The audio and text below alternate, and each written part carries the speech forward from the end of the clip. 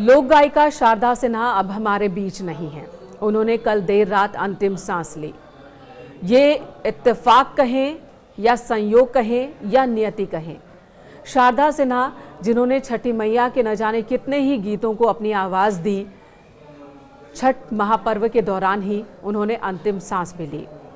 कुछ लोग तो ये भी कह रहे हैं कि छठी मैया ने अपनी बेटी शारदा सिन्हा को अपने पास बुला लिया। छठ महापर्व के पहले ही दिन, नहाय खाए के दिन, शारदा सिन्हा का निधन हुआ। अंतिम सांस ली उन्होंने। दिल्ली के एम्स में उनका इलाज चल रहा था। गंभीर बीमारी से लंबे वक्त से वो जूझ रही थी। 2018 में उनकी बीमारी डिटेक्ट हुई थी, तब से उनका इलाज चल रहा था और बीते 25 अक्टूबर को उन्हें दिल्ली एम्स में एडमिट कराया गया था, जहां उनका इलाज डॉक्टर्स का एक पैनल कर रहा था, लेकिन शारदा सिन्हा को बचाया नहीं जा सका। उनकी स्थिति बहुत क्रिटिकल हो गई थी।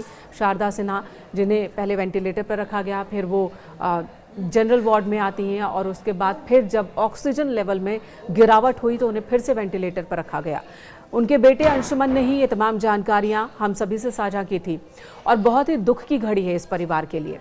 1.5 महीने पहले ही शारदा सिन्हा के पति का निधन हुआ था, अंशुमन के पिता का निधन हुआ था और अब शारदा सिन्हा का भी निधन हो गया। पटना में उनके आवास पर मातम पसरा हुआ है। उनके चाहने वाले आवास पर जुटने लगे हैं। पटना में ही अंतिम संस्कार होना है शारदा सिन्हा का। भोजपुरी, मैथिली, अलग अलग भाषाओं में सैकड़ों गानों को शारदा सिन्हा ने अपनी आवाज दी, लेकिन सबसे ज्यादा छठ महापर्व को लेकर गाए गए उनके गीत हर घर में बजते हैं। अभी छठ महापर्व ही चल रहा है। बिहार हो, झारखंड हो, उत्तर प्रदेश हो, यहाँ तक कि महाराष्ट्र हो, ओडिशा हो, जहाँ जहाँ भी छठ महापर्व मनाया जा रहा है, उन घाटों पर या फिर उन घरों में अभी शारदा जी की ही आवाज़ गूंज रही है। शारदा जी हमारे बीच नहीं है, लेकिन उनकी आवाज़ हर तरफ सुनाई दे रही है।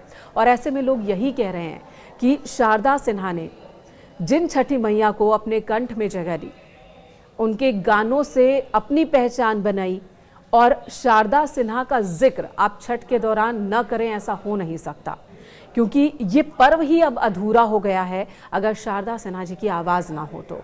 और उसी महापर्व के दौरान शारदा सिन्हा जी का निधन हुआ है।